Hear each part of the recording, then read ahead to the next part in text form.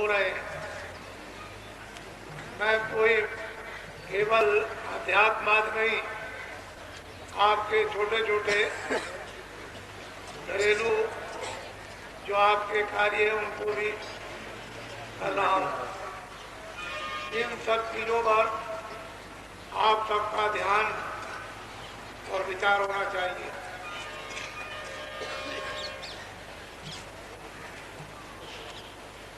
आप उसी भूमि पर रहते हो, उसी पर मुसलमान रहते हैं, उसी पर ईसाई रहते हैं और उसी पर सिख रहते हैं।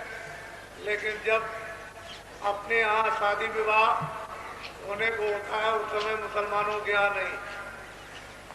जब आपके यहाँ समाप्त हो जाएगा तो मुसलमानों के यहाँ शुरू होगा। आप कहते हो कि हमारे यहाँ शादी की लगन नहीं है और मुसलमान कहते हैं कि हमारे यहाँ शादी की लगन है। जमीन एक है, वायुमंडल एक है, गांव और शहर एक है, आप एक ही जगह रहते हो। एक कहता है कि नहीं और दूसरा कहता है कि है। तो कोई ऐसी बात तो जरूर है जो दोनों लोग भूल भुलैया में हो गए। ये सब सामाजिक काम आपके बहुत सुलभता से, आसानी से हो। ये आप जानते हो कि मुंडन में कितना खर्चा होता है, जगो भविष्य में कितना खर्चा होता है, ब्याह शादी में कितना खर्चा होता है। ये सब आप अनुभव कर रहे हो और ये यहाँ सुगमता से आपका छुटकारा रहा।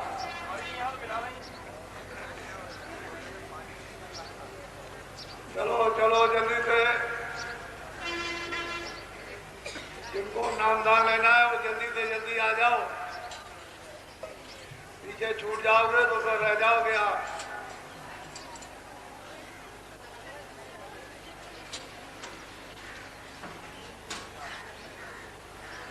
बात है कि वो चीज रात भर लगे, वो चीज आपकी आधे घंटे में हो जाए, लेकिन पद्धति के अनुसार सब कार्य। और हमारे यहाँ तो ये कहा गया कि महात्माओं के यहाँ सदा ही मतलब शुभ मुहूर्त माना जाता है।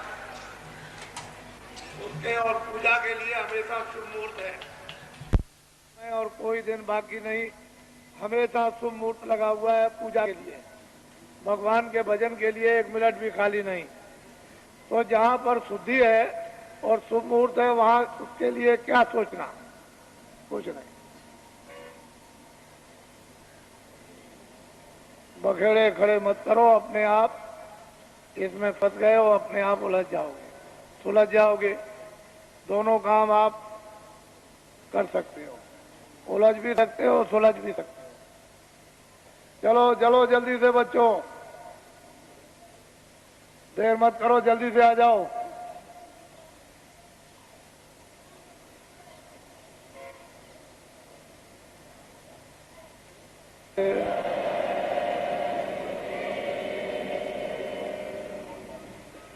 देखो, विशेष करके इस बात का ध्यान रखो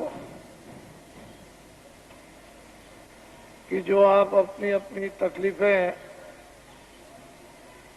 परेशानी, शारीरिक, परिवार की, समाज की या बाहर की, दफ्तर और कचहरियों की जो वर्णन करते हो वो सुना सब जा रहा और उसका धीरे धीरे निराकरण हो जाएगा। बीमारी तकलीफों में धीरे धीरे आराम, क्योंकि आपने घर में इसको बुलाकर और बसा लिया है अपनी गलतियों से। बीमारियों के आने वाले दरवाजे आपने खोल दिए और जब बीमारियां प्रवेश हो गई तो आपके खून में ये पहुंच गई। देवियों के लिए ये आदेश है कि देवियां जब मासिक का महीना समय आए तो कोई भी देवी स्नान 5 दिन नहीं करेगी। हाथ धो सकती हो, पैर धो सकती हो और कपड़े तुम 10 बार बदलो, लेकिन 5 दिनों तक स्नान मत करना चाहे गर्मी हो, चाहे जाड़ा हो, चाहे बरसात हो, जो भी एरिया उसका ग्राफ खून हो जाएगा और खून में मिल जाएगा और ऐसी भयंकर बीमारियां होंगी जो निकाले नहीं निकलेगी और डॉक्टर के पास ना उसके पास दवा होगी ना कोई नुकसान। तो अपने आप बीमारियों के दरवाजे मत खोलो।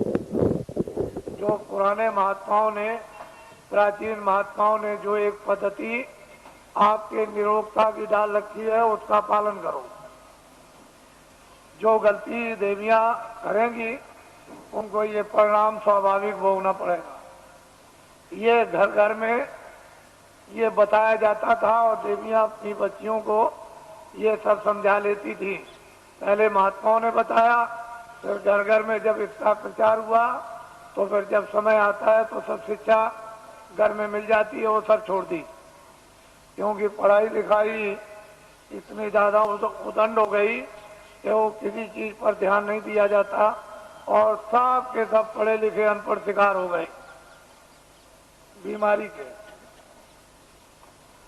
हर पुरुष और स्त्री में बीमारी प्रवेश हो गई। अब ये समझ में नहीं किसी की आता है कि बीमारी आ कहां से गई। तो कुछ ऐसी आपने यानी बदपरहेजियां की हैं जिससे ये परिणाम आपको उठाना पड़ा। ये है छोटी चीजें समझाने के लिए, लेकिन बहुत बड़ी। ये जीवन का रोना है। महात्माओं की बात छोटी सी बड़ी होती है और जीवन का आपका साथी, लेकिन जब आप उसका उल्लंघन करोगे तो जीवन की घातक हो जाएगी। ये सोचने समझने की बात है। और जहां से बच्चे का जन्म होता है वहीं से खराबी पैदा हो जाए तो आगे क्या होगा। इसलिए अस्पताल, जब ये शिक्षाएं हम लोग अनुकूल पालन करते थे तो न इतने अस्पताल थे, न इतनी दवाएं थी, न इतने डॉक्टर थे। सब लोग स्वस्थ रहते। तो जल्दी से बच्चों चलो, देर मत करो। देर करने की जरूरत नहीं है। और पुरुष के लिए कुछ परहेज बताए गए थे, लेकिन वो उन्होंने खत्म कर दिए। देवियों ने और पुरुषों ने अपने अपने जो परहेज है उनको खत्म कर दिया, बीमारियां आ गई। मैं तो ये समझता रहता हूं कि महात्माओं ने यदि ये शिक्षा समय पर अनुकूल शिक्षा न दी तो इतनी भयंकर बीमारियां आ जाएंगी कि अस्पतालों में न तो कोई दवा मिलेगी और न कोई बनाने वाला मिलेगा। इसकी रोकथाम डॉक्टरों के द्वारा नहीं, महात्माओं के द्वारा होना चाहिए। क्योंकि अगर रोकथाम इसकी हो जाएगी और जानकारी दे दी जाएगी तो लोग समझ जाएंगे, आने वाली पीढ़ी समझ जाएगी। चलो चलो बच्चों, चलो जल्दी से।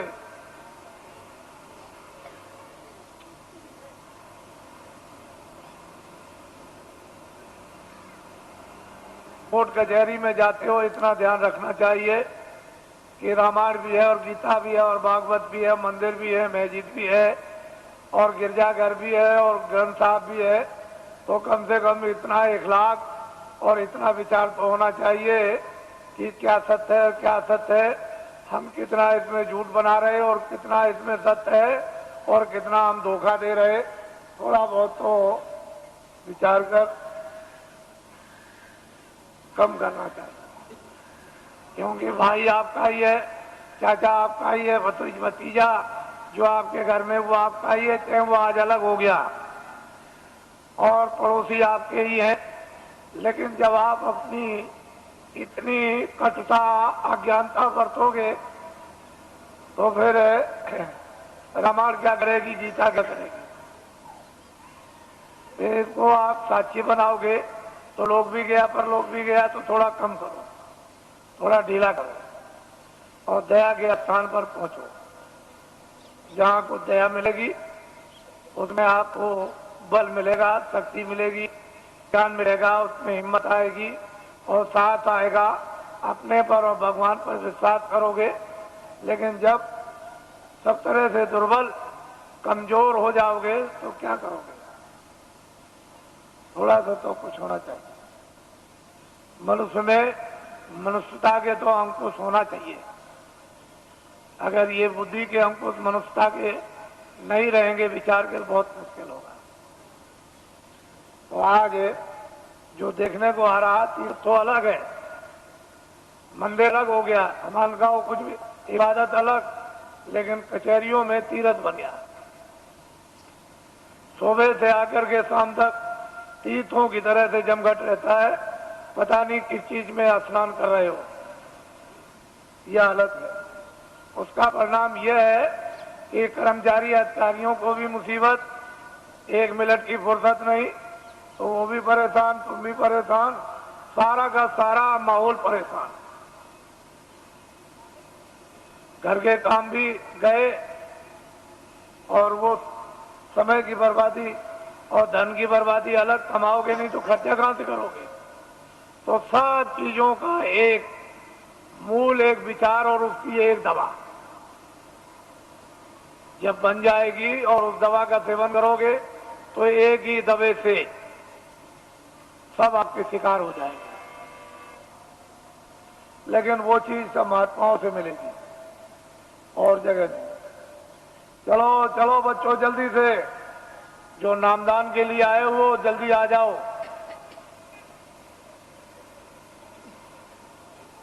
चलो चलो, देर मत करो।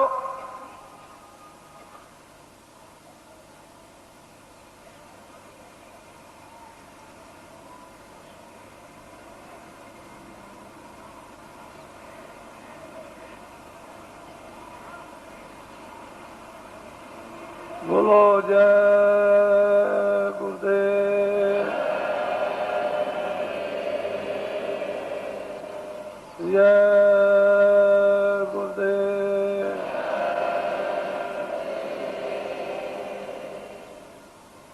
जय गुरुदेव।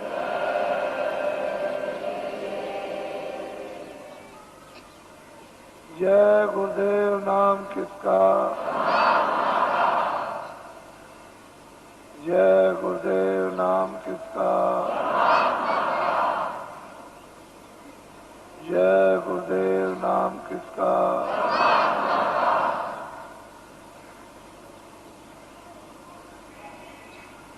ओम ज्योतक का संगठन की, ओम ज्योतक का संगठन की, ओम ज्योतक संगठन की।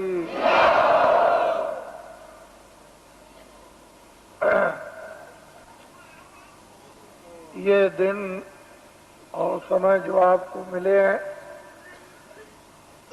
वो आपके लिए एक सौभाग्य और अति पावन घड़ी है। जीवन में इस तरह का समय मिला नहीं करता। जो समय मिल गया उसका हम सब लोग लाभ ही प्राप्त करें।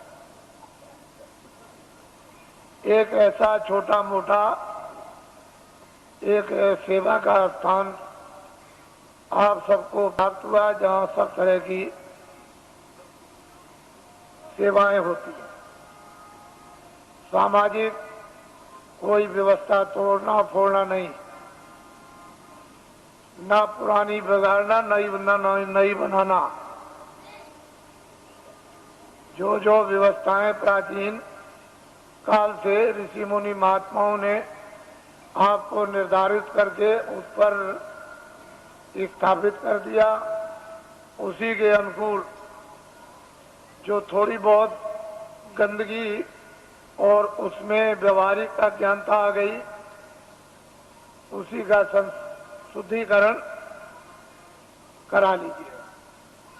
बस अपनी अपनी जगह पर आ जाओगे। कुछ नया बनेगा नहीं, कुछ पुराना बिगड़ेगा नहीं, और इसमें किसी को कोई परेशानी उठानी नहीं पड़ेगी। नए बनाने में परेशानी, पुराने बिगाड़ने में परेशानी। तो ये मुसीबत कौन मोल ले? ना आपके पास समय, ना आपके पास शक्ति, न मेरे पास समय, तो मैं ऐसा काम क्यों करूं।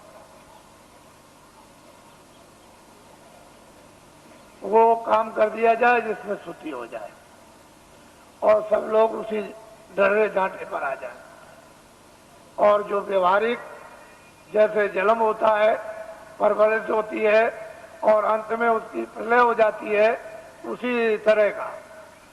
अब जन्म तो आपका हो गया और परवरिश हो गई, तो अब आपको क्या करना है ये जानकारी आपको होना चाहिए। क्या क्या दायित्व तो आपको अपने गृहस्थ आश्रम में प्रवेश होने के बाद पूरे करने हैं, ये जानकारी हो जाए। और इसी आश्रम में जब आप प्रवेश हो जाओगे तो उसी समय काल के अंतर्गत आपको क्या क्या करना अपनी आत्मा के लिए, जिससे शरीर का और अपनी जीवात्मा का दोनों काम हो जाएगा। ये भी, इसका भी पूरा पालन पोषण और निरोगता और इसी में रहकर के जीवात्मा का जागरण और ज्ञान, साथ ही साथ मौत मरने के पहले मुक्ति और मोक्ष। यदि आपने ये काम गृहस्थ आश्रम में इसी समय के अंतर्गत आपने इसके लिए भी थोड़ा समय बचा लिया। खत्म होने की क्रिया तो सबने की है और सब लोग लोभ लालच में फंस करके और देर को उसको स्वाहा करना चाहते थे, लेकिन प्रभु को इसलिए बचाना अनिवार्य है। युग युग समय समय पर पड़ता है कि कर्म क्षेत्र भूमि है, यहाँ अधिकार कर्म करने का मिला, फिर इन्हीं कर्मों से प्रारब्ध बनेगी, आगे का भोग मिलेगा। भोग जब मिल जाएगा तो उसको भोग लो और उसी भोग के साथ साथ कोई और नया कर्म कर लो तो आगे का मिल जाएगा। और उसी के साथ साथ अगर आपने अपने आप को जगा लिया तो भोग भी भोग लोगे और इससे इसलिए छुटकारा पा जाओगे कि आगे कोई ऐसा कर्म आपके पास नहीं होगा जो दोबारा प्रारब्ध हो जाए तो आप निवृत्त हो जाओगे, कल्याण हो जाएगा। तो ये औषधि जड़ी महात्माओं के पास जब दे देते हैं तो पुण्य को नहीं जमा होने देते और पाप को। इनमें से दोनों आगे जब जमा नहीं होंगे तो आगे की प्रारब्ध नहीं बनेगी। जब प्रारब्ध नहीं बनेगी मनुष्य की 84 की नरकों की, तो फिर आगे तो छुटकारा जीव के लिए है ही, छूट जाएगा। पापी पुण्य की तो बेड़ी है, एक लोहे की बेड़ी और एक सोने की बेड़ी, लेकिन दोनों अगर बांध दिए जाए तो कोई काम नहीं कर सकता। दोनों बेड़ियों से छुटकारा हो जाए तो आत्मा, ये जीवात्मा न जल में न मरे। क्यों ये पीड़ा उठाए? तो इसकी जड़ी महात्माओं के पास है। और आप मनुष्य रूपी मंदिर में दोनों आंखों के पीछे आकर के जीवात्मा को उस समय पर बैठा दिया गया जब यहाँ वेदों में कोई भी विधान नहीं था। उस समय पर न कोई तपस्या करने के लिए भेजा गया था, सब तपस्वी थे, ज्ञान स्वरूप थे, बोध स्वरूप थे, सब कृतज्ञ थे, आदि से अंत तक सब जानते थे, सब त्रिकालदर्शी थे और सब मतलब ये कि भविष्य वक्ता, कोई मतलब ये ऐसे कार्य नहीं उसके लिए बंधे हुए थे कि जिससे उसके पास कोई गंदगी जमा हो या उसके पास कोई शुद्धि जमा हो। लेकिन बाद में जब ये विधान बन गया और विधान का वेदों के द्वारा डंडोरा पीट दिया गया और उससे अधिकार आपको देकर के ये भान करा दिया गया, ये अच्छा ये बुरा, ये पाप ये पुण्य है, और फिर जब आपने इसको किया तो फिर ये बंधन आपके लिए लगने लगा। जब जमा हो गया तो फिर इसका बंधन होगा, उसकी प्रारब्ध बनेगी और फिर उसके लिए आपको सजाएं अच्छी और बुरी भोगनी पड़ेगी। अच्छे को अच्छा, बुरे को बुरा। पहले जीवात्मा दोनों आंखों के पीछे बैठी थी और उसका वो हृदय जगमग जगमग जगमग जगमग ज्योति से पूर्ण था। कहीं भी किसी भी कोने में अंधकार का नाम और निशान नहीं था। अब यहाँ जो बैठी हुई है तो उधर से जब कर्मों के आवरण में लाकर ढक दी गई, बंद कर दी गई आंख और कान, तो फिर अंधकार ऐसे छा गया जैसे बादल जब छा जाते हैं तो सूरज, चांद और सितारों का प्रकाश लुप्त हो जाता। उसका मतलब यह है कि सूरज को, चांद को सितारों ने, बादल ने नहीं ढका, वो तो बादलों ने आपकी आंख को ढक लिया, इसलिए दिखाई नहीं देता। अगर बादल को आप साफ कर दो तो सामने आपके सूरज, चांद और सितारे, तो आपकी अंतर जीवात्मा की आंख और जीवात्मा के कान को ढक लिया और सुनना और देखना बंद कर दिया। अगर वो पर्दा बादलों की तरह से हट जाए तो परमात्मा और परमात्मा की सृष्टि सामने आपके। जब दिव्य नेत्र, ज्ञान चक्षु साधक का जब खुल जाता है और जब कान खुलते हैं और वो देववाणी, ब्रह्मवाणी, वो अनहद वाणी और वो शब्द है और नाम जब प्रकट हो जाता है और कानों को सुनाई देने लगता है तो 24 घंटे एक क्षण भी बंद नहीं होता। हर वक्त काम करते रहो, लिखते रहो, पढ़ते रहो, खेती करो, दुकान करो, कुछ भी काम करो, देवियां खाना बनाए, घर का काम करे, बच्चों की सेवा, 24 घंटे सुनाई देता। ऐसा रस, एक रस बरसने लगता और 24 घंटे चेतना रहती है। सोते में भी बरसता, वहां भी चेतना है और वो तंद्रा अवस्था में सो लेता है। जैसे ऐसा मालूम हुआ कि न मैं सोया न मैं जगा, ऐसी तंद्रा अवस्था में वो लेट करके अपनी नींद को पूरा कर लेता है। बस इतनी थकावट आती है। वैसे तंद्रा में भी चेतना रहती है। तो ये साधक के लिए कलयुग में उस प्रभु ने और महात्माओं ने दया करके सुलभ कर दिया और ये बताया है कि अब आपको कठिन साधन नहीं करना, कठिन ध्यान नहीं करना है, कठिन योग नहीं करना, कठिन नाम की कमाई नहीं करनी और कठिन प्रभु का स्मरण नहीं करना, सहज करना। और सहज ही से तुम नाम पर सवार हो जाओ। नाम एक रेलगाड़ी, हवाई जहाज है और वो इतनी तेज रफ्तार से आता और जाता है कि इसकी कोई कल्पना लेखे जोखे में किसी तरह गणित में नहीं कर सकता। इतनी उसकी तेज रफ्तार है और बिजली का भी, समुद्र की लहरों का भी प्रमाण नहीं दिया सकता, इतनी तेज रफ्तार उसके आने जाने की है। ऐसी चीज निर्धारित अनाज काल से उस मालिक ने तैयार कर रखी है। लेकिन अब जब भेद मिल जाए, युक्ति मिल जाए और उस पर जीवात्माओं को सवार कर दिया जाए तो वो चेतन है। वहां तेल पानी की जरूरत नहीं, वो तो चेतन है, जड़ नहीं है कि जड़ को तेल पानी मिले। चेतन ही चेतन है, न तेल पानी, न आगे की जरूरत, न वहां हवा की जरूरत। वो तो चेतन ही चेतन है और जीवात्मा भी चेतन है।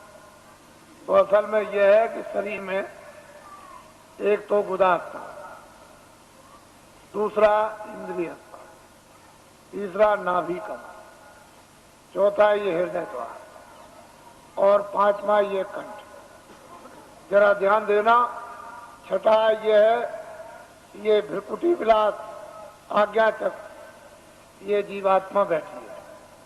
गुदा चक्र पर गणेश जी का वास, इंद्रिय द्वार पर ब्रह्मा और सावित्री का वास, नाभि कमल में विष्णु और लक्ष्मी का वास और हृदय कमल में शिव और पार्वती का वास और यहाँ कंठ में जो है वो आद्या महाशक्ति का वास और यहाँ स्वयं दोनों आंखों के मध्यभाग में जीवात्मा बैठी है।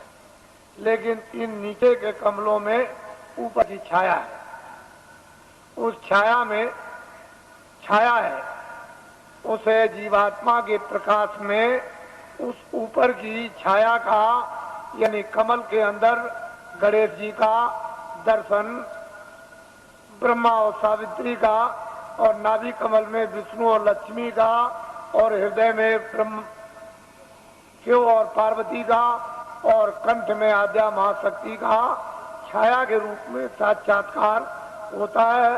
सही रूप नहीं, वो तो उनका रूप तो ऊपर सही है, लेकिन शरीर में कमलों में छाया पड़ी हुई है, और सूर्य के जीवात्मा के प्रकाश में वो छाया दिखाई देती है। तो योगियों ने इस छाया का अनुभव कब किया? जब सतयुग, त्रेता और द्वापर, जब शरीर में ताकत थी, अनुकूल साधन थे, गृहस्थ आश्रम परिवार अनुकूल था, खान पान पर पूरा नियंत्रण था, इंद्रियां उस समय पर दमन में थी, तब ये सब चीजें आपके लिए थी। लेकिन ये कलयुग में सब वर्जित कर दिया गया। ना बुधा चक्र का साधन, ना इंद्रिय द्वार का साधन, ना नाभि कमल का साधन, और ना मतलब ये हृदय का साधन, ना वो कंठ का। अब जीवात्मा जहाँ बैठी है, नीचे के साधन सब छोड़ दीजिए और यहीं से ऊपर चल देना। अब ऊपर मंजिल 5 और नीचे मंजिल 5, जहाँ जीवात्मा बैठी है दोनों आंखों के मध्य भाग में, ये तो जीवात्मा का शरीर में हृदय है, तो नीचे 5 स्थान और ऊपर 5 स्थान। अब बेचारी नीचे फंसी हुई थी, इसको महात्मा प्रकाश को कमल से समेट कर ले आए और यहाँ इसका केंद्रित कर दिया, यानी सिमटाव करके यहाँ खड़ा कर दिया। अब इसको आगे ले चलना, तो सहजल कमल, और इसके बाद में ये ईश्वर का धाम, और फिर ऊपर में दूसरा स्थान ब्रह्म धाम, तीसरा स्थान पार ब्रह्म धाम, और चौथा स्थान महाकाल, और 5वां स्थान जो है वो सत्य। सूरत इस तरह से ऊपर से उतार कर और नीचे ला करके डाल दी गई, दोनों को आंखों के पीछे बैठाकर, और नीचे उतार दी गई जड़ता में। अब इसको होती नहीं, कब इसकी चेतनता बरामद होगी? ये बिना महापुरुषों के कोई काम ये कर ही नहीं सकता। और आपके कितने जीवन ऐसे चले बर्बाद हो गए। इसलिए आपको किसी को ऊपर का राज न बना। ऊपर क्या होगा?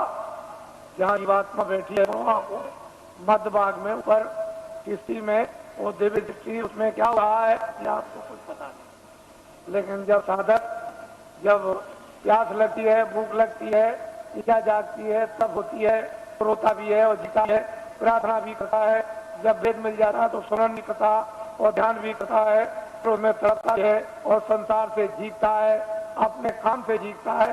तो जब कुछ ही दिनों में, महीनों में उसका काम बनना शुरू हो जाता है। क्योंकि महापुरुषों की जब दया, समावेश और सहयोग जब उसको मिलने लगेगा, जल्दी काम हो जाएगा, फिर देर नहीं लगेगी। इसलिए महापुरुषों की दया और उनका सहयोग, उनकी शक्ति का अवश्य ही लेना पड़ेगा, क्योंकि अपने पास तो कुछ है नहीं।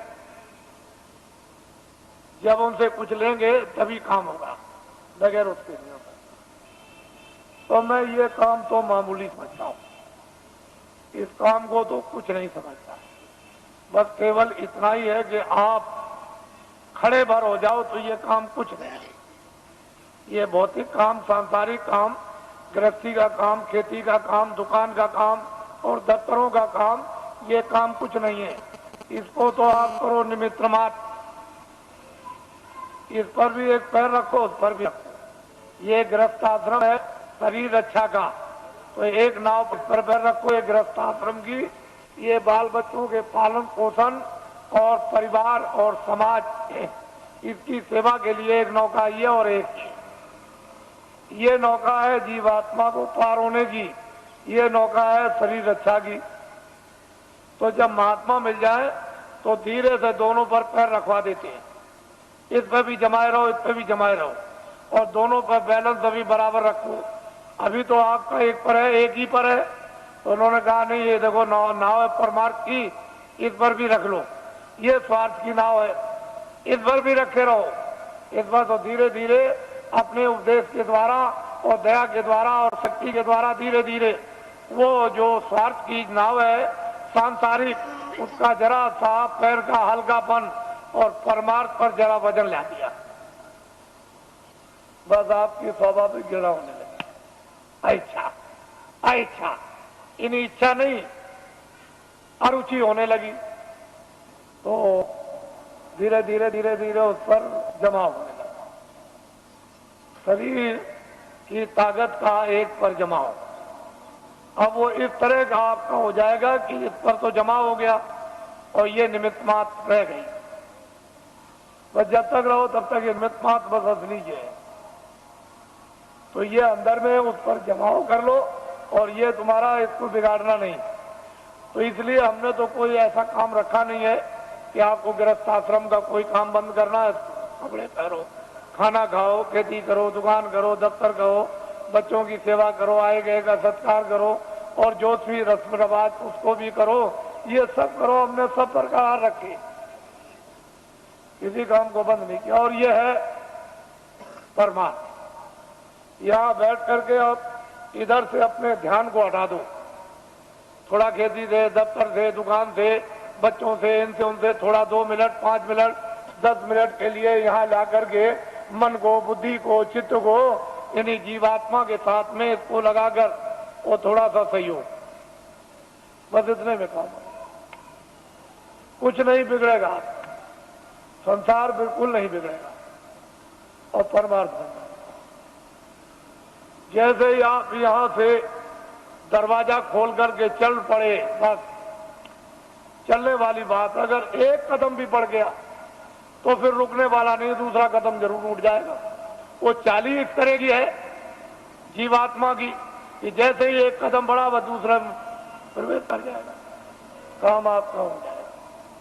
तो इसलिए आपको ये भेद है, अभी कुछ नहीं मालूम कि ऊपर क्या है नीचे क्या है, ये कुछ नहीं है। साधक लोग क्या देखते हैं, क्या पाते हैं, क्या अनुभव करते हैं, क्या आनंद और शक्ति उनको मिलती है, अब ये तो बताने का आपको आदेश नहीं है।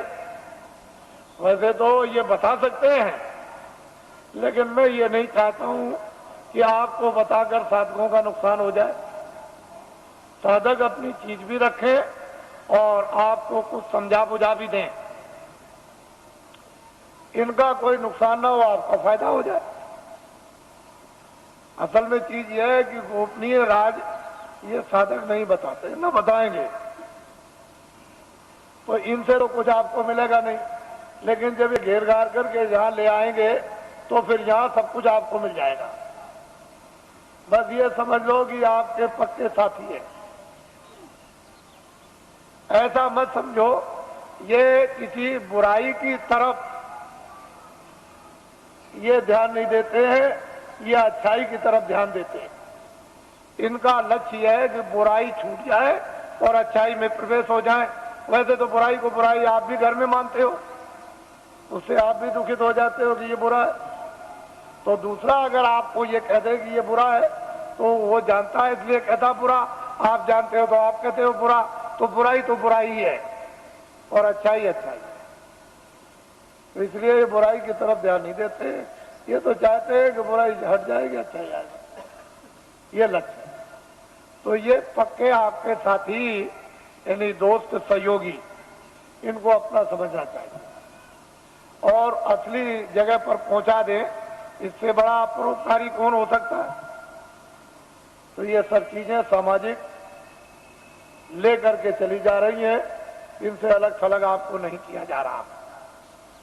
तो मैं आपकी जो व्यवस्था योजना है उसको पूरा बना करके तैयार कर चुका हूं और बस ये है कि जैसे ही अपनी जगह पर आप खड़े हो गए वैसे ही योजना आपके सामने रख दी जाएगी। और जब वो चक्र व्यू योजना के अंतर्गत जब आप प्रवेश हो जाओगे तो सारा का सारा गुण है उसका ज्ञान और राज आपको समझ जाएगा। फिर उसके लिए कोई किसी को परेशानी नहीं होगी। अब यह है कि न जानने के कारण तो सारा संसारी शून्य है, गृहस्थाश्रम बेकार है, काम बेकार है। और जान लिया तो गृहस्थाश्रम अपनी जगह, काम भी अपनी जगह हो जाएगा। तो हमने जो आपको पता है, क्योंकि आप तो अभी आदेश दूंगा आपको अभी कि आपको मतलब ये जाना है, तो भूमि जोतक खेतिहर काश्तकारों का तो देश में अभियान चल रहा, साथ ही साथ कर्मचारी अधिकारियों का कार्यक्रम चल रहा, साथ ही साथ में सेठ साहूकार दुकानदार उद्योगपतियों का भी कार्यक्रम इसी के साथ साथ चल रहा, और साथ ही साथ यानी छात्रों का भी कार्यक्रम चल रहा। मैं तो ये समझता हूं कि इसमें सब आ जाएंगे। छात्रों में सबके छात्र आ गए, दुकानदारों में सब जातियों के दुकानदार और सेठ साहूकार उद्योगपति आ गए, और कर्मचारियों में सब दफ्तरों के यानी कर्मचारी सभी जातियों के आ गए, और भूमि जोतक खेतिहर काश्तकारों में सब कौमों के भूमि जोतक और खेतिहर काश्तकार आ गए। तो चारी जातियों का बंटवारा कर लीजिए। अपना ध्यान ले जाता हूँ कि जरा इनके बारे में भी सोचा जाए। तो मैं सोचता हूँ कि कितना इनको वेतन मिलता होगा, तो इतना वेतन मिलता होगा इनको, इसमें कितना कट जाता है वो भी मैं जानता हूँ कि इनकम टैक्स कितना कटता है, और फिर इनका बीमा और ये वो योजनाओं में कितना चला जाता होगा, तो इनके हाथ में कितना बचता है वो मुझे सब मालूम, उससे पूरा नहीं पड़ता, बिल्कुल पूरा नहीं पड़ता। जजों का सुप्रीम कोर्ट के पूरा नहीं, हाई कोर्ट के पूरा नहीं, डिस्ट्रिक्टों का पूरा नहीं, डीएम का पूरा नहीं, एसपी का पूरा नहीं, और इनका पूरा नहीं और उनका पूरा नहीं, तो छोटे कर्मचारियों का उनका तो बिल्कुल ही पूरा नहीं, क्योंकि महंगाई तो सब पर समान है और टैक्स भी सब पर समान है। तो असली बात यह है कि जो सरकार, जो राजा अपने मजदूरों पर टैक्स लगा दे व्यवसाय कर, वो सबसे गिरा हुआ राजा, उससे गिरा हुआ और कोई नहीं हो सकता। उसका ज्ञान खो गया, उसकी कला कौशल खो गई और उसकी योजना खत्म हो गई। जो राजा अपने मजदूरों पर व्यवसाय कर लगा दे, अरे कर्मचारी अधिकारी जो बेचारे काम करते हैं, ये कौन है? मजदूर 15 दिन 14 दिन की छुट्टी ले लें और छुट्टी साल की खत्म हो जाए, डॉक्टरी भी बीमारी की छुट्टी खत्म हो जाए, तो जब ये छुट्टी लेते हैं तो इनकी मजदूरी कट जाती है, यानी पे कट जाती है। तो ये सब लोग मजदूरी के लेके जोखिम में आते हैं। व्यवसाय का मतलब यह है कि 10 रुपए घाटा और 1 लाख रुपए मुनाफा, यह है व्यवसाय, यह है मजदूरी। व्यवसाय अलग है और मजदूरी अलग है। तो ये कह करके अगर लगा दिया जाए कर्मचारी अधिकारियों पर कि यह है व्यवसाय कर, तो ये मर जाएंगे। तो मैं कभी कभी उन लोगों की तरफ ध्यान ले जाता हूं जहां पर कि 20 साल और 25 साल और मतलब सजाए मौत देते हैं, और उनका उस वेतन में जब खर्चा नहीं पूरा होता है तो उनके घर में बच्चे और बच्चियां, तो जज है 10 लाख दो, 20 लाख दो, ये सामान दो, ये सामान दो, खर्चा तो पूरा नहीं पड़ता, तो चिंता सवार रहती। अब जब इसको घर की चिंता सवार बच्चे बच्ची की होगी, तो न्यायालय में बैठ करके यानी मतलब ये स्वच्छ है यानी न्यूट्रल बुद्धि से कैसे न्याय कर सकेंगे, क्योंकि वो परेशानी चिंता में घिरे हुए। तो मैं कभी कभी ये बात सोचा करता हूँ कि जब उनका रिटायरमेंट आ जाता है और वो रिटायर हो जाते हैं और उससे वेतन जो उनको पेंशन मिलेगी उसमें पूरा नहीं पड़ता, तो फिर ये क्या करते हैं, किसी फैक्ट्री में अगर जगह नहीं किसी फैक्ट्री में मिली और किसी जगह सेठ साहूकार के यहाँ नहीं मिली, तो फिर न्यायालय में आते हैं और वकील की हैसियत से फिर काम करना शुरू कर देते हैं, तो कटघरे में खड़े होते हैं। और फिर इस तरह से वही जज जो हाई कोर्ट के थे या सुप्रीम कोर्ट के थे, खड़े होकर कटघरे में मौकिल की तरफ से फिर सलाम करते हैं। तो ये राष्ट्र के संविधान का प्रजातंत्र में पूर्ण रूप से अपमान, पूर्ण रूप से अपमान। इस पर आज तक कभी किसी ने विचार नहीं किया। ये भारतीय प्रजातंत्र का पूर्ण रूप से अपमान। ऐसे बड़े बड़े पदों की आपको मतलब यह है कि पूरी पूरी देखभाल रखना चाहिए कि ऐसे बड़े बड़े पद हैं और फिर आकर के वही व्यक्ति निम्न श्रेणी पर आकर के कटघरे में गिर आए और फिर सलाम करें, ये भारत के लिए शोभा नहीं। तो मेरे पास इसकी भी योजना है, इसको आप ध्यान में रखिए और ये कभी न कभी लागू हो जाएगी। पूरी योजना है, कभी लागू हो जाएगी। मैं इतना ही विश्वास आपको दिलाना चाहता हूं कि कर्मचारी अधिकारियों का काम हो जाएगा, मासिक वेतन इनका पूरा सुविधा इनको मिलेगी, टैक्स महंगाई कम हो जाएंगे और पूरी सुविधा मासिक वेतन बचेगा। छात्रों को काम नौकरी बिना ढूंढे हुए मिलेगी और भूमि जोतकों का सारा 40 सालों का सरकारी कर्जा में ब्याज के माफ हो जाएगा और सेठ साहूकारों का काला धन सबका सब 100 वर्षों के लिए सफेद करवा दिया जाएगा। कोई जुल्म और कोई टैक्स नहीं लगेगा, एक नए पैसे का, और सब लाइसेंस खत्म करवा दिए जाएंगे। आप कहोगे ये धन कहां से आएगा? मैं इतना ही आपको बताऊंगा कि भारत में धन की कोई कमी नहीं रहेगी। और आपको क्या चाहिए? धन की कोई कमी नहीं। आप लोग बाइज्जत बदस्तूर सम्मान के साथ खेती करो, दुकान करो, दफ्तर का काम करो। क्यों ये सब झंझट में फंसते हो? धन की कोई कमी नहीं रहेगी।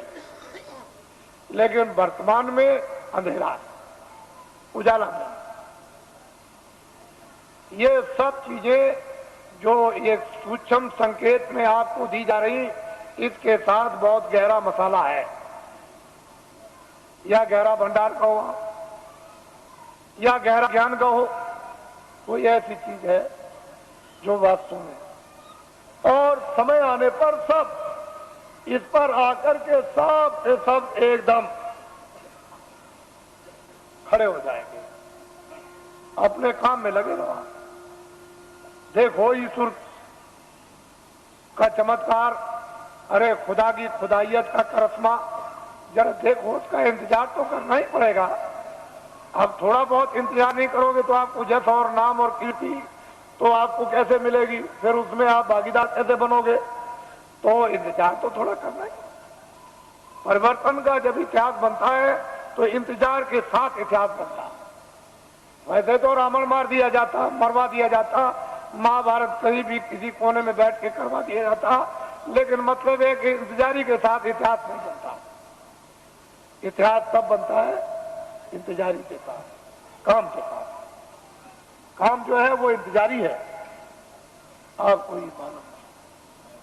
तो मैं नामदान दूंगा अब आपको, क्योंकि ये भी इच्छा लेकर आए हैं कि चलो आज जल्दी पहुंचे। कल ही आ गए थे, समय ज्यादा हो गया था, तो कल मैं नामदान रात को नहीं दे सका, इसलिए कई ये काम रात को करने थे। तो अब आप नामदान विधिवत ले लीजिए और ये संकल्प लेकर के यहां से जाइए कि चाहे मुझे 1 मिनट देना हो चाहे 2 मिनट। वैसे तो मैं आपसे 1 घंटे 24 घंटों में मांगता हूं कि 1 घंटे आप 24 घंटे में रिजर्व कर लो अपना, सबके सब, और उसमें 2 मिनट शाम को, 2 मिनट दोपहर को, 5 मिनट इस और 5 मिनट अब, और जब भी आपको समय मिल जाए तो पूरे सब दिन भर के मिनट मिलाकर 1 घंटा जोड़ लो। 23 घंटे तक का घर के, गृहस्थी के, सोना, ये वो सब, ये आप इसमें लगा दीजिए। 1 घंटे में ये काम आप भगवान का, आत्म जागृति का और उस भजन, और 23 घंटे। अब इससे और सत्ता आपको क्या मिलेगा? और फिर ये भी आपको बताया कि लेट के, बैठ के, खड़े हो गए कुर्सी पर, चारपाई पर, स्नान करो मत करो, जहां जिस समय मौका मिल जाए 2 मिनट उसकी मजदूरी मिल जाएगी, मेहनत की 4 मिनट 10-15 मिनट, तो आप नहीं कर सकोगे तो जम के खाओगे जूतियां। जम की जूतियों में इतने कांटे हैं, इतने तीक्ष्ण उसकी धारा है, काटने की जूतियां जब पड़ती हैं, बड़े बड़े बादशाह चक्रवर्ती वहां आज भी पीटे जा रहे हैं, आपको नहीं मालूम। ऐसी जम की जूतियां हैं, तो किसी को छोड़ता नहीं। तो आप लीजिए नामदान। इसको कहते हैं अरे गुरु मंत्र दे दीजिए, दीक्षा दे दीजिए और मतलब ये दे दीजिए, सब कुछ नहीं। कलयुग में नामदान। जीवात्मा दोनों आंखों के बीचों बीच में बैठी हुई, उसका दान, वो क्या है? नाम दान। जीवात्मा का नाम दान, ये सर्वोपरि दान है, इससे बढ़ के कोई दान नहीं। तो नामदान लीजिए और नामदान के साथ साथ में ये संकल्प बोलना है अपने मनी मन में, चिल्लाना नहीं कि हम अपनी बुराई दे देंगे। जो हमारे पाप है मन से, आंखों से, कान से जो अंदर जमा है वो हम सब अर्पण करते हैं। ये तो दीजिए दान और अच्छी चीज दीजिए आप। 10 मिनट सुमरन में, 10 मिनट ध्यान में और आधा घंटा भजन में। 50 मिनट में 10 मिनट और रह गए अभी, तो आपको ये जानना चाहिए कि आप 1 घंटा दे, तो ये काम सुलभ सीधा अभी हो जाए। अब कहीं भी कोई बंधन नहीं है किसी तरह का भी, लेकिन बंधन किस बात का है कि 24 घंटे में आपको समय देना, ये तो बंधन है, बाकी बंधन नहीं है। ये जरूर बंधन है कि नशीली वस्तुएं आप सेवन मत करना, और जितना भी घी, दूध, फल और फ्रूट और अनाज है उसको दिन में 100 बार खाओ, लेकिन गंदी वस्तु खाना मत, ये ध्यान रखना। बाकी तुम दिन में 100 बार खाओ, हम मना करें तब आप खाओ। भजन करना है आपको जरूर, वो तो 24 घंटे में, उससे तो आपको छोड़ना नहीं है। बाकी 23 घंटे करके काम करो, इसलिए समय आपको देना। और जो भी आपको सुबह सुलभ समय मिले, सुबह दोपहर शाम को या आगे पीछे जब भी, उसको दीजिए आप, तो जल्दी काम हो जाए। तो यह है ये शक्ति का अपना दुर्भाव, यानी उतार ऊपर से युगे युगे समय समय पर होता आया, आज की नई बात नहीं है। ये जब जरूरत पड़ी तब हुआ। तो ये चीज आपको नामदान, आप टाट वालों को ये जिम्मेदारी दी गई है, जो पहले के नामदानी की इनको लिखा देंगे और इनको भजन बताएंगे, ध्यान बताएंगे, सुमरन बताएंगे। जब कभी आगे पीछे नाम को भूल जाए, रूप को भूल जाए, तो आपका कर्तव्य और दायित्व है कि इनको बताएं, और आपका ये कर्तव्य इनसे पूछ लें। लेकिन ऐसे व्यक्ति से मत पूछिएगा जो जानता ही नहीं, जिसको नामदान पता ही नहीं, उससे पूछने लगे वो क्या बताएगा। और फिर अपनी गोपनीय जो अंदर की चीज है, जो आंख से देखो, कान से सुनो, वो तो टाट वाले को भी मत बताना। ये जो नाम याद कराएगा, भजन आपको बैठा के बताएगा और ध्यान बताएगा, सुमरन सिखाएगा, उसको भी देखा सुना मत बताना, उससे भी छुपा लेना। जितना छुपा लोगे उतने अंदर प्रकट, उतने ही उतरेगा, उतना ही खजाना खुलेगा, उतना ही प्राप्त होगा। अरे तुम क्या है, बड़े बड़े बादशाह जब इस वस्तु को प्राप्त करते हैं तो राज और पूरी सल्तनत पर, चक्रवर्ती राज पर लात मार देते हैं। ये कुछ नहीं है, और कहते हैं कुछ नहीं, राजा जनक लात मार दिया, वो कुछ नहीं समझते। बड़े बड़े इतिहास लिखे हुए हैं, ये तो कुछ और चीज है, ये कुछ नहीं है। वो चीज गृहस्थ आश्रम में यदि आपको प्राप्त हो तो इससे अच्छा और सुहाना समय कौन सा है। ये आपका स्थान है। आप साधना कार्यक्रम में भी आप बरसात में होगा, गुरु पूर्णिमा जुलाई के बाद, तो आप उस समय जो आस पास के हो और जो इच्छुक जिज्ञासु होते हैं वो आते हैं। 1 हफ्ते का कार्यक्रम चलता है, उसमें खामियां, उसमें गलतियां, उसमें करना न करना, उसमें बढ़ना न बढ़ना, जानकारी उसमें प्राप्त हो जाती है, ताकि उनको और प्रोत्साहन और उन पर दया मिलती है तो और आगे बढ़ते हैं। इस तरह से कार्यक्रम चलता रहता। और मैं अभी जैसे ही 31 मार्च समाप्त होगा तो मैं अभी घोषणा करता हूँ दौड़े की। अब आप लोग अपना एक कार्यक्रम मनाएंगे।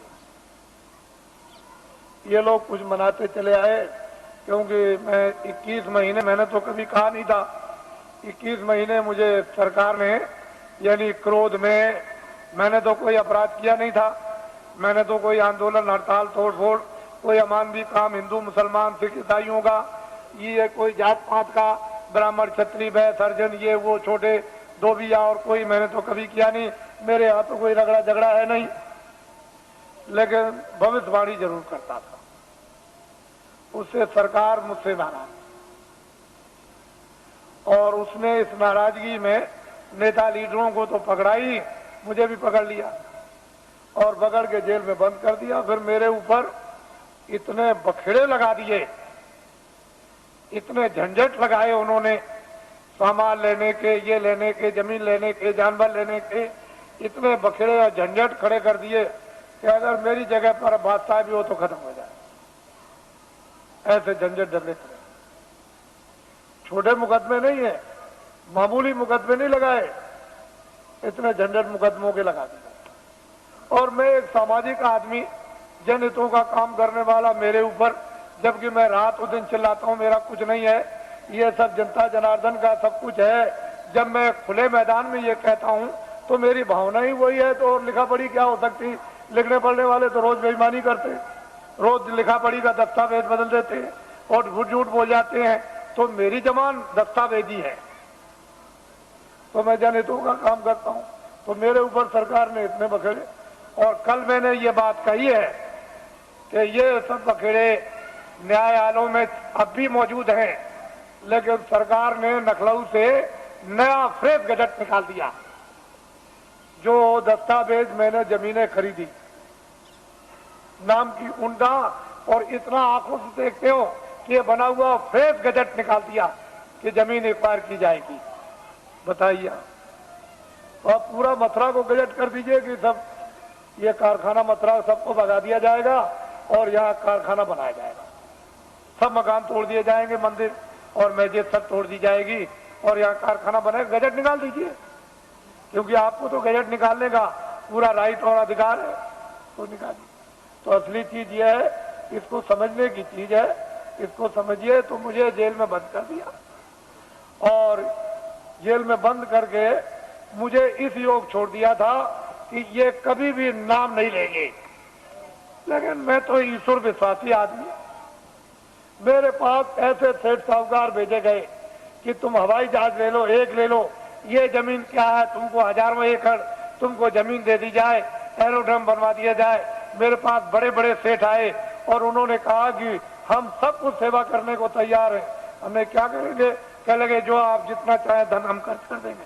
तो मैंने कहा एक काम कीजिए कि अयोध्या में, मथुरा में और यहाँ और हरिद्वार में और नासिक में लूले लंगड़े अंधे बहरे ये तमाम रहते हैं बेचारे गरीब, जिनके पास कपड़ा और खाना नहीं है, तो मैं बताऊंगा कि कंबल, अनाज और रोटियां और ये दवाएं ये सब तुम ट्रक में ला दो और चलो मेरे सामने बांटो।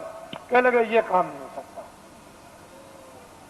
ये काम नहीं हो सकता। तो हमने कहा भाई ये काम नहीं हो सकता तो ये भी नहीं हो सकता, क्यों कि राजद्वारे साधु, राजाओं के दरबार में 3 लोग जाया करते हैं, राजद्वारे साधन 3 वक्त को जाएं। साधु जो है 3 चीज हो जाते हैं, के मान, के माया, के मीठा की चाह, या मीठा के लिए, मान के लिए, धन के लिए। तो इनमें से तीनों चीजें हमको कुछ नहीं चाहिए, ना मीठा चाहिए, ना मान चाहिए और ना माया चाहिए। अब बोलिए अब आप क्या चाहिए? कह लगे तब फिर ये, तो मुझे लालच दी गई।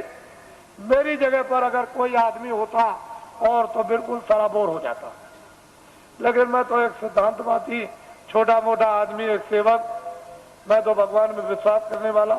मैं तो जानता हूं कि जब ये किराए का मकान है, ये किराए का मकान है, तो क्या तुम संतुलन लेकर, मकान लेकर क्या मैं ये जमीन लेकर जाऊंगा? अरे जो काम कर रहा हूं मानवता का और आत्मा का, जो हो जाए उसे मुझे कोई खरीद नहीं। कोई हिंदुस्तान में माई का लाल ये पैदा नहीं हुआ जो अपने धन से बाबा जी को खरीद ले। तुम कभी ये धोखा मत खाना, बाबा जी चाहे तुम्हारे आदेश से आश्रम छोड़ करके चले जाएं जो जनहितों का है, लेकिन हिंदुस्तान में मुझे अपने पैसे से कोई खरीद नहीं सकता। इसको आप हमेशा ध्यान में रखिए।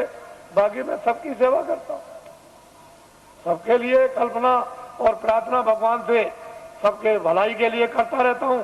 कोई भी हो जनमानुष, इसमें हिंदू मुसलमान की क्या बात, वो तो मैं करता ही रहूंगा। लेकिन कोई अगर चाहे कि भाई इस तरह से मैं खरीद लूं तो खरीद नहीं।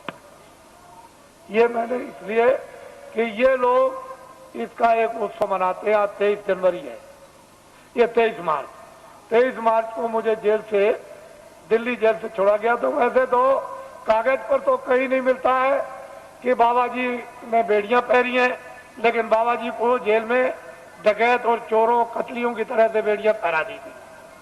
जब मैं बंगलौर में भेजा गया तो वहां पूछा वहां के आईजी से और सुपरिंटेंडेंट से कि भाई हमको क्यों बेड़ियां पहनाई, तो उन्होंने खुद आकर के कहा कि कागज पर तो आपका कुछ नहीं है बेड़ियों के संबंध में, क्या वहां की उत्तर प्रदेश की सरकार आपसे बहुत नाराज है? हमने कहा अब आप समझ लीजिए, नाराज इसलिए तो कि किसी तरह से हमारे बस में आ जाए।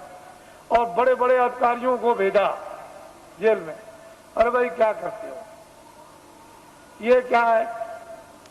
जब 23 जनवरी को छोड़ दिया तो मुझे इस हालत में छोड़ा था कि बाबा जी न तो अपना धर्म उपदेश करेंगे, न कर्म उपदेश करेंगे, न बाहर जाएंगे और भाग जाएंगे, अब दोबारा नाम नहीं लेंगे। लेकिन अब तो मैंने इतना जनमत तैयार कर दिया कि किसी राजनीतिक पास और किसी धार्मिक के पास इतना जनमत देश में है ही नहीं, इतना जनमत नहीं है।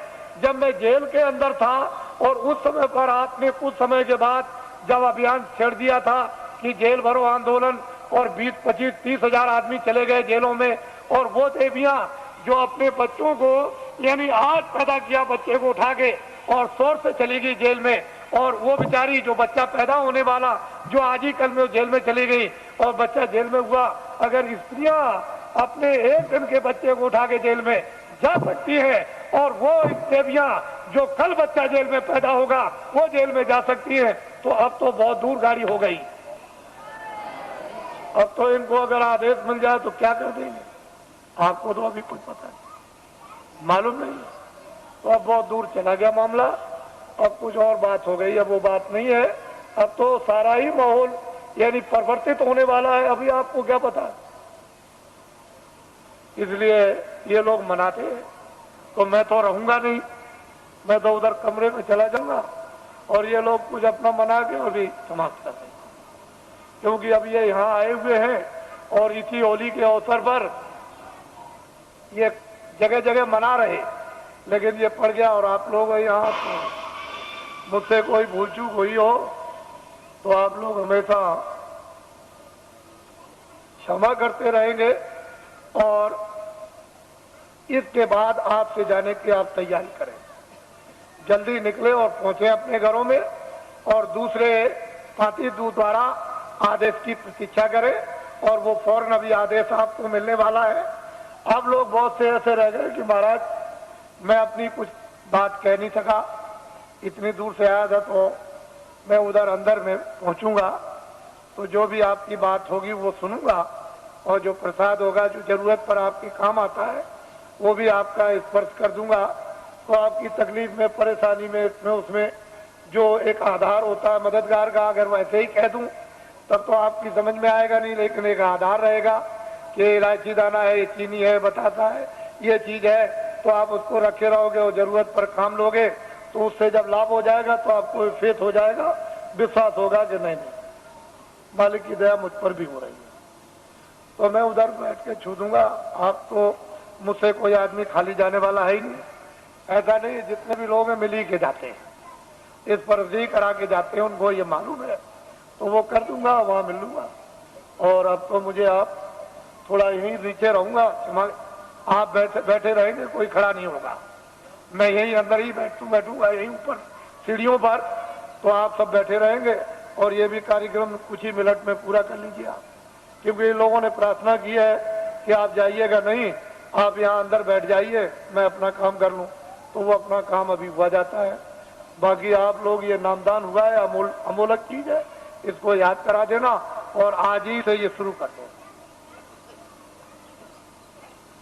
एक घड़ी आधी में पुनाद, तुलसी संगत की हरे कोट अपराध, ये वस्तु ऐसी है आदि की, इसमें जरा भी ढील करनी नहीं करनी, न क्षणों की ढील करनी, ना 1 मिनट की, इसको करना है।